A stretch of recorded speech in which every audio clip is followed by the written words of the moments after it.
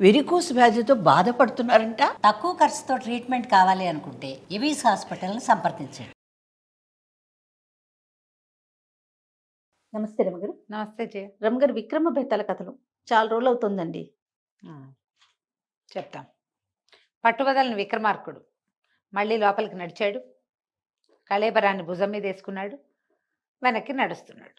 దాన్ని ఆశ్రయించుకుని ఉన్న బేతాళుడు రాజుగారితో మాట్లాడుతున్నాడు. నువ్వు చాలా ఓపికవంతుడివి, మళ్ళీ మళ్ళీ వస్తున్నావు, నీకు మార్గాయాసం తెలియకుండా ఒక కథ చెప్తానని ఒక కథ చెప్పడం మొదలుపెట్టాడు.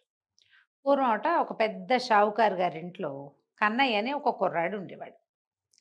వాడు బాగా పనిచేసేవాడు. జమీందార్ గారింట్లోనే ఉండేవాడు. వాడికి ఏం జీతం భత్యం లేవు పాపం. వాళ్ళ నాన్నో తాతో ముత్తాత వాళ్ళ నాన్నో ఈ జమీందారు దగ్గర షావుకారు దగ్గర అప్పులు చేసి వెట్టి బానిసల కింద ఉండిపోయారు. వాడు అక్కడే తింటూ ఉంటాడు, అక్కడే తిరుగుతాడు. ఏడాదికి 2 జతలో 3 జతలో బట్టలు కుట్టిస్తారు. ఏదన్నా ఇళ్లలో పెళ్లి పబ్బము పెద్ద పెద్ద పూజలు వస్తే పాలేళ్ళందరికీ బట్టలు తీస్తారు. వీడికి కూడా ఒక జత బట్టలు వస్తాయి. ఏ అల్లుడు గారో అబ్బాయి గారో విప్పేసిన బట్టలేవో పాత బట్టలేవో ఇస్తారు. ఉంటూ ఉండేవాడు. ఈ వీళ్ళకి నమ్మిన బంటుగానే ఉన్నాడు. డబ్బు అయితే లేదు వాడి దగ్గర. అయితే ఈ షావుకారు గారింటికి ఒక బంధువుల సమూహం వచ్చింది.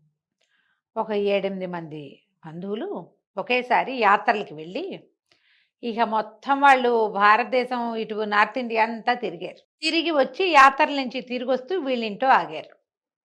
అప్పట్లో మజిలీలు చేసేవాళ్ళు కదా, పెద్ద పెద్ద ప్రయాణాలు చేసి ఇలా ఎవరైనా మధ్యలో ఊళ్ళల్లో ఎక్కడో చోట ఆగిపోయి కాస్త విశ్రాంతి తీసుకుని 4 రోజులు ఉండి మళ్ళీ ఏదో కొంత మూట కట్టుకుని మళ్ళీ బయలుదేరేవాళ్ళు. షావుకారు గారు మంచి మోతుబరి కాబట్టి వీళ్ళింటో ఆగారు వాళ్ళు. ఆగితే ఇక వచ్చిన వాళ్ళంతా చిన్నవాడో కథ, పెద్దవాడో కథ, మామగారో కథ, పెద్దమ్మో కథ చొప్పున అందరూ అన్ని ఊళ్ళ గాథలు విపరీతంగా వినిపించారు.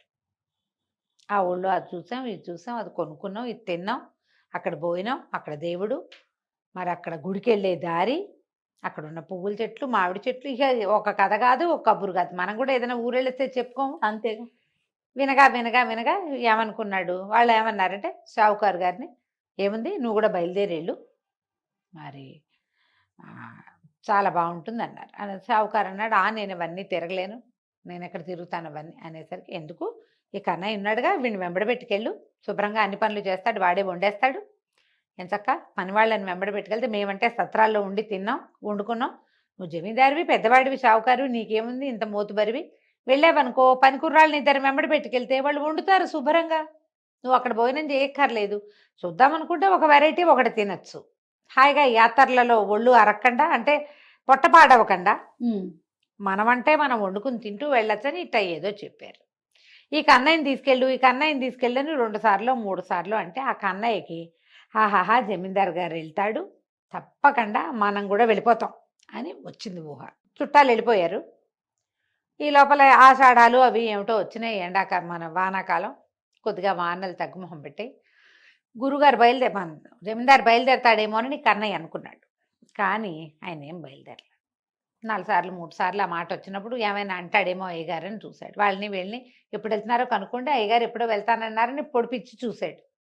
పొడిచినా గిరిచినా ఆయనేం మాట్లాడటల్లా. ఓ రోజు ఏమన్నాడు చివరికి ఈ మాటలన్నీ అయ్యాక, అయ్యగారు మనం యాత్రలకు వెళ్దామన్నారు కాదండి, మరి వానలు వెళ్ళిపోయినాయి, చలికాలం మొదలైంది, చలి ముదరకు ముందే ఒక 4 రోజులు అట్టా వెళ్ళొస్తే బాగుంటుందండి, ఈ కాలం బాగుంటుందిట, పెద్దమ్మ గారు ఈ మాటే చెప్పారు, అక్టోబర్ నవంబర్లలో వెళ్తే బాగుంటుందని అని అన్నాడు. అనేసరికి అన్నాడు, చచ్చా ఇంకేమిటి ఎవడు వెళ్ళేది, వాళ్ళకి పని పాట లేక వెళ్ళారు, మనకు బోళ్ళు పనులు లేవా ఇక్కడ, ఇంత వ్యాపారం, ఇంత వ్యవసాయం, ఇంతమంది పని వాళ్ళు, మనకేమో పెద్ద రాజుగారికి అప్పచెప్పాల్సిన లెక్క డొక్క ఉన్నాయి, ప్రయాణం లేదు గియాణం లేదు అనగానే వీడు హతాశుడైపోయాడు ఈ కన్నయ్య. అయ్యో పోయిందే ప్రయాణం, చాలా ప్లాన్ చేసుకున్నాడు చక్కగా వెళ్ళి రావాలని, 4 చూడాలని, ఇక వాడికి బాధ వచ్చేసింది, తనకి వెళ్ళాలని ఉంది, ఎలాగా, తన దగ్గర రూపాయి లేదు. 4 రోజులు 5 రోజులు వారం రోజులు ఆలోచించి అయ్యగారు నేను వెళ్ళొస్తానండి తీర్థయాత్రలకి అన్నాడు. ఏం పెట్టి వెళ్తావురా అన్నాడు ఆయన. ఏమన్నా పెట్టం ఎందుకండి, వెళ్ళిపోతాను అంతే, ఇంకా ఎక్కడేది దొరికితే అది తింటాను, ఏ సత్రాల్లో అన్నాలు పెట్టే సత్రాలు బోల్డ్ ఉన్నాయని పెద్దమ్మ చెప్పింది, పెద్దనాన్నగారు కూడా చెప్పాడండి, నేను వెళ్ళిపోతానండి అన్నాడు. ఇక జమీందారు గారు నీ ఏడుపుని వేడ్చుకో వెదవా, రూపాయి ఇవ్వను నీకు అన్నాడు. రూపాయి లేదు, అర్థ లేదు. ఒక చిన్న చేతి సంచితో ఒక్క చొక్కా, ఇంకొక చొక్కా, పంచా కండువా, ఒంటి మీద ఉన్న బట్టలతోటి కన్నయ్య ఊళ్ళోంచి బయటికి వెళ్ళిపోయాడు. వారా వీరా నడిచి వెళ్తున్నారు. మేము శ్రీశైలం వెళ్తున్నామంటే వాళ్ళ వెనకాల పడిపోయాడు. శ్రీశైలం చూశాడు. శ్రీశైలంలో భోజనం పెడతారు. శుభ్రంగా అక్కడ తిని ఆ రోజంతా శ్రీశైలంలో తిరిగాడు. మళ్ళీ ఇంకెక్కడికో పోతున్నాం ఎవరంటే వాళ్ళ వెనకాల పడిపోయాడు. ఇట్లా వెళ్ళటం మొదలుపెట్టాడు. అట్లా అట్లా అట్లా అట్లా మెల్లిగా ఉత్తర భారతదేశపు యాత్ర వైపుకి మళ్ళీపోయాడు. ఓ ఎక్కడైతే దొరికితే అది తిన్నాడు. పైగా పాతకాలంలో ఇన్ని స్నాక్సా, ఈ వ్యవహారమా, తిన్నప్పుడే శుభ్రంగా అన్నం తినేయటం. పైగా ఇలా యాత్ర వైపుకు వెళ్తున్న వాళ్ళకి ఒక ముద్ద అన్నం పెట్టడానికి అసలు ప్రజలు వెనక్కి తీసేవాళ్ళు కాదు. ఆ కాలం అట్లాంటిది. అదో బంగారు కాలం అంతే అనుకోవాలి కదా. అంతే కదా. 2 రోజులుండి కాస్త ఈ పని చేసి పెట్టు, 2 పూటలు మా ఇంట్లో తినబోయ్ అనేవాళ్ళు కూడా. ఆహా పనులు గడ్డి బామ వేస్తున్నావు, కాస్త వామ వేసి పెట్టు, ఈ 2 రోజులు తిందు కానీ అని 2 రోజులకి భోజనం మూట కట్టి ఇచ్చేవాళ్ళు కూడా కనపడేవాళ్ళు. అవి జరిగేవి. ఇప్పుడు కాలం ఇట్లా దేశం గొడ్డుపోయింది కానీ అప్పట్లో కాదు పాపం. వెళ్ళగా వెళ్ళగా ఏమైంది, ఇతను ఒక చోట సత్రంలో పడుకున్నాడు. ఈ కన్నయ్య పడుకుంటే ఏమైంది, తెల్లవారి ఈ అబ్బాయి లేవటానికి ముందే ఇంచుమించు సత్రం ఖాళీ అయిపోయింది. ఓ లేటుగా లేచాడు. రాత్రి బాగా అలసటగా ఉండి కాళ్ళు నొప్పులుగా ఉండి 2 సార్లు 3 సార్లు మేలుకు వచ్చేసింది. ఇతను లేచి మొహం కాళ్ళు చేతులు కడుక్కున్నాడు. వాళ్ళు ఏదో ఇంత సద్దన్నం పెట్టారు. ఆ సత్రం ఆయన ఏదో అన్నం పెట్టాడు. శుభ్రంగా వీడు అన్నం తినేశాడు. తన బట్టలు తెల్లవారి నిద్ర లేవగానే జాడి చారేసుకున్నాడు. ఆరిన బట్టల్ని నువ్వు దగ్గర జాడించుకుని మంచినీళ్ళతో నువ్వు ఉతుక్కుంటే బట్టలు శుభ్రంగా ఉంటాయి. బట్టలు మడత పెట్టుకుని సంచిలో పెట్టుకుని ఆ చిన్నది ఇంతది పెట్టుకుని యువతలకు వస్తుంటే, ఓయ్ ఓయ్ గుర్రాడా, ఏమిటో నీ సంచి వదిలిపెట్టిపోతావు, సంచి పట్టుకెళ్ళు అని ఒక సంచి ఆయన చేతులు పెట్టాడు. అబ్బాయి ఇది నాది కాదండి అని అన్నాడు. నీది కాపాడటం ఏంటి, నువ్వు పడుకున్న చోటే ఉంది, అన్నీ మర్చిపోతారు ఈ కాలపు పిల్లలంతే, పద పద ఇవ్వుచుకో అనేసి ఆయన ఏం చేశాడు, ఒక సంచి వీడి చేతులు పెట్టేసి ఆయన దబదబా లోపలికి వెళ్ళిపోయాడు. ఏం చేయాలో తెలియదు. సంచి ఎవరిది, మన దగ్గర ఉన్నది ఏమిటి, ఓ చొక్క, ఒక పంచ, ఒక గావంచ, అదే ఒక ఉత్తరయం, ఒక తువ్వాలు లాంటిది, అది ఇంత చిన్న మూట సంకలో పెట్టుకునేది, సంచి కాదు, ఇదేదో బ్యాగు. ఏం చేయాలో తెలియలే. ఈ లోపల ఆయన ఏం చేశాడు, వీడిని వదిలిపెట్టి లోపలికి వెళ్ళి దబదబా అర్చించి తలుపులు వేసుకొచ్చేస్తున్నాడు. ఆయన ఎక్కడికో వెళ్ళిపోవాలి. ఇతను బయట ఉంచుండగానే ఇతను ఆలోచిస్తున్నాడు. ఆయన వాకిలి తాళం వేసాడు. అందరు వెళ్ళిపోయారు. సత్రంలో పిట్ట పరుగు లేదు, ఎవరు లేరు, మనిషి అన్నవాడు లేరు, పనివాళ్ళు ఎవరు లేరు. ఆయన తాళం వేసుకుని ఆయన దారిని ఆయన వెళ్ళిపోయాడు. ఇతను నుంచున్నాడు. ఏమున్నాయో చూద్దామని చూస్తే దాంట్లో డబ్బులున్నాయి, మంచి బట్టలున్నాయి. ఏం చేయాలి, ఎవరిదో సంచి. అయ్యో ఈ సంచి ఎవరైనా వదిలిపెట్టిపోయారో ఏమిటో, చూద్దాము, ఎవరైనా సంచి వదిలేసాం సత్రంలో అంటారేమో వాళ్ళకి ఇద్దామని ఆ సంచి పుచ్చుకుని బయలుదేరాడు. వెళ్ళాడు. ఎవ్వరూ సంచి పోగొట్టుకున్నామని చెప్పిన వాళ్ళు లేరు. ఆ యాత్రలో చాలా మంది ఆ సత్రంలోన మేము దిగాం, నిన్న రాత్రి దిగాం, మొన్న రాత్రి దిగాం, అటు మొన్న దిగాం, వీళ్ళే ఉన్నారు కానీ సంచి వదిలేసాం వాళ్ళెవరూ లేరు. వెళ్ళగా ఏమైంది, ఓ పడవ, ఒక చోట పడవ ఎక్కాడు. పడవ చాలా మంది ఉన్నారు పడవలో. మరి ఆ వెళ్తున్న వాళ్ళు వాళ్ళతో పాటు వెళ్తూ వచ్చాడు. వాళ్ళతో చిన్న చిన్న మజిలీల దగ్గర కూడా ఆగాడు. పెద్ద చోటుకి పడవ ఎక్కారు. పడవ ఎక్కితే నా దగ్గర డబ్బులు లేవన్నాడు. లేకపోవడం ఏంటి, సంచి పుచ్చుకు తిరుగుతున్నావు, అందులో లేవా అని అతనితో పాటు 3 రోజులుగా ప్రయాణం చేసి ఆ గుళ్ళకి ఈ గుళ్ళకి తిరుగుతున్న అతను ఏమిటో గల్లు అంటోది సంచి అని చట్టుకుని ఇతని చేతిలో ఉన్న సంచి తీసుకుని ఓపెన్ చేసి చూసి, ఏమిటి డబ్బులున్నాయి, బట్టలున్నాయి, ఏం నేను గొప్పవాడు అనుకుంటారని భయమా, శుభ్రమైన బట్ట కట్టుకోవచ్చు కదా, అట్లా చిరిపోయి పాత పడిపోయిన పంచ కట్టుకున్నావు, బట్టలు కట్టుకో మంచివి, డబ్బులు వాడుకో, అట్లా డబ్బులు లోపల పెట్టుకుని వాడుకోకుండా ఉండకూడదు అని అన్నాడు. చిన్న కుర్రాడు ఇతను, ఒక 20-19 ఏళ్ళ వాడు.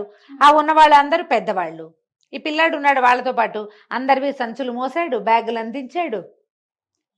ఎవరైనా కాయలు బాగున్నాయంటే చొట్టెక్కి జామకాయలు కోసాడు. వాళ్ళందరూ పిల్లాడి పట్ల ప్రీతి వహించి, ఎందుకో మంచి బట్టలే కట్టుకోకుండా పాత గుడ్డలు కట్టుకున్నావు, ఊళ్ళోకి వెళ్ళేటప్పుడు శుభ్రమైన గుడ్డ కట్టుకోవాలి, ఇన్ని డబ్బులు ఉంటే వాడుకో, హాయిగా తిను, సత్రాల్లో దిగటం ఏం కర్మ, కాస్తంత కొనుక్కుని తింటే ఆరోగ్యం బాగుంటుందని బోధించారు. ఈ డబ్బంతా మెల్లిగా వాడకం అయిపోవటం మొదలుపెట్టింది. బట్టలు కట్టేసుకున్నాడు, సంచి మాత్రం వదిలిపెట్టల. ఇక మొత్తం ఉత్తర భారతదేశం యాత్ర అంతా అయిపోయింది. దక్షిణ భారతదేశపు యాత్ర కూడా సాగపడయ్యాక మరి ఇది ఎక్కడ ఇంచుమించుగా ఈ కర్ణాటకలో ఒక ప్రాంతంలో ఒక దేవాలయం దగ్గర ఆయన ఎవరో పట్టేసుకున్నాడు వీణ్ణి, ఈ కన్నయ్యని.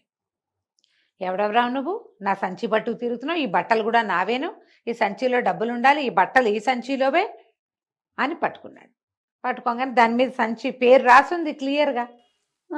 ఆ చేతులు పుచ్చుకొని బరబరా ఆ దేవాలయపు అధికారి దగ్గరికి లాక్కుపోయాడు. బాబు ఫలానా ఊళ్ళో సత్రంలో సంచి వదిలేశానండి, సంచి పోయింది నాది. ఆయన వదిలేసి వెళ్ళాడు కానీ పోయిందంటాడు. ఆ సంచి పోయింది, నేను మళ్ళీ వెళ్ళేసరికి తాళం వేసింది, వీడెవరితో ఎత్తుకుపోయినట్టున్నాడు, ఈ సంచి నాది, ఈ బట్టలు నావి, ఇందులో డబ్బులు ఉండాలి, 200 రూపాయలు కక్కమనండి నా డబ్బులు. ఆయన ఏం చేశాడు, దేవాలయపు అధికారి, జడ్జి గారి ఇల్లు దేవాలయానికి 10 అడుగుల దూరంలో ఉంది, న్యాయాధికారి అదే ఆ ఊరు న్యాయాధికారి గారి ఇల్లు. వాళ్ళ ఇంటికి ఈడ్చుకుపోయారు వీణు. ఈయన ఒక మహాభక్తుడు, ఈయన దేవాలయాలు తిరుగుతాడు, ఈయన సంచి పోగొట్టుకున్నాడు ఫలానా అదేదో ఊళ్ళో ధర్మాపురంలోనో రామాపురంలోనో, ఇగో ఆ సంచి, అవును నేను రామాపురం నుంచే తెచ్చానని ఒప్పుకున్నాడు వీడు. డబ్బులు కక్కమంటారు, కక్కడానికి ఏవి వీడి దగ్గర డబ్బులు లేవు. ఆ ఉన్న 200 వాడు శుభ్రంగా తిన్నాడు, గుళ్ళల్లో వేసేసాడు, పడవలకి ఇచ్చాడు, బళ్ళకి ఇచ్చాడు, నడవాల్సిన చోట కొన్ని చోట్ల బళ్ళు వాడేసుకున్నాడు. చివరికి 10-14 రూపాయలతో ఈ ఊరు చేరాడు, ఈ కర్ణాటక. అక్కడి నుంచి న్యాయాధికారి 4-5-10 ప్రశ్నలు వేసి, ఒరే అబ్బాయి, ఈయన యాత్రల కోసం పెట్టుకున్న డబ్బులు అన్నిటితోటి నువ్వు యాత్రలు చేసేసావు కదా కదా నువ్వు ఇక వీళ్ళ ఇంట్లో పనిచేయి 200 బాకీ తీరేదాకా. వాళ్ళ ఇంట్లో పనిచేసి బాకీ తీర్చుకో. ఆయన కూడా ఒప్పుకున్నాడు. న్యాయాధికారి చెప్పిన మాట వినాలిగా, వాడి దగ్గర డబ్బులు లేవు, వాడు ఇవ్వలేడు. సరే, ఆయన వెనకాల పడి వాళ్ళ ఇంటికి వెళ్ళిపోయాడు. ఈ కథని ఈయన మన బేతాళుడు విక్రమార్కుడికి చెప్పాడు. ఈ శిక్ష న్యాయమైందేనా కన్నయ్యకి? ఇది న్యాయమైన శిక్షేనా? ఇలాంటి శిక్ష వేయచ్చా? నువ్వైతే ఏం చేస్తావు అంటే విక్రమార్కుడు నవ్వాడు. ఇది అన్యాయం కాదు, న్యాయమే.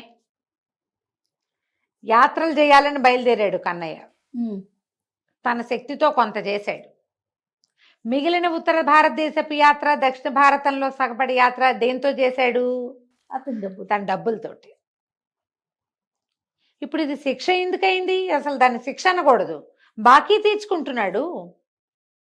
ఒకవేళ జమీందారే కనుక 200 రూపాయలు వీడికి ఇచ్చుంటే ఆ 200కి సరిపడా మళ్ళీ పని చేయించుకునేవాడు ఆయన. అంతే, అది జరిగేదే. అంతే, ఇది శిక్ష అసలు కానే కాదు, ఇది న్యాయం, కరెక్ట్, ఇదే చెయ్యాలి. తనకి దొరికిన డబ్బులు వాడుకున్నాడు కదా కన్నయ్య, అది బేతాళుడు ప్రశ్న. వీడి డబ్బు అయితే ఏంటి, ఎవరి డబ్బు అయితే ఏంటి, డబ్బులు దొరికినాయి వాడుకున్నాడు. అది తప్ప అంటే తప్పు కాదు, అది తప్పు కాదు, కానీ ఇది శిక్ష కాదు.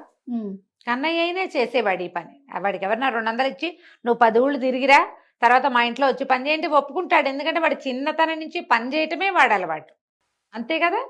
కాబట్టి ఇది ఎంత మాత్రం అన్యాయం కాదు, ఇది న్యాయమైనదే. చాలా హాయిగా పనిచేస్తాడు. ఇది శిక్షగా వాడు అసలు భావించడు, ఎందుకంటే శిక్షగా భావించే గుణం లేదు వాడికి. వాడు కొన్ని తరాలుగా ఇలా వెట్టి చాకిరీకి అలవాటు పడి ఉన్నాడు. ఇప్పుడు వెట్టి కాదు ఇది, ఇప్పటిదాకా వాడికి రూపాయి ముట్టలేదు. అవును, వాడికి రూపాయి ముట్టల తిండి తప్ప. ఇప్పుడు 200 ముట్టినాయి. ఆ 200తో వీడు యాత్ర చేసి వస్తే ఇది శిక్ష ఎట్లా అవుతుంది? అప్పు తీర్చుకున్నట్టు కదా. అంతేగా. కాబట్టి ఇది అప్పు తీర్చుకోవటమే కానీ ఇది అసలు శిక్షగా అనడానికి వీలే లేదన్నాడు విక్రమార్కుడు. బేతాళుడు నవ్వాడు. నువ్వు బాగా తెలివిగా చెప్తావు, నీకు మంచి మంచి తెలివితేటలున్నాయి, కానీ నువ్వు మౌనభంగం చేసావు కదా, నేను వెళ్ళిపోతున్నానని శవంతో సహా మళ్ళీ బేతాళుడు చెట్టెక్కాడు. ఏం చేస్తాడు విక్రమార్కుడు? మళ్ళీ వెనక్కి తిరిగి నడవటం మొదలుపెట్టాడు. కథ కంచుకి మనం ఇంటికి. చాలా బాగుందండి. నమస్తే. నమస్తే.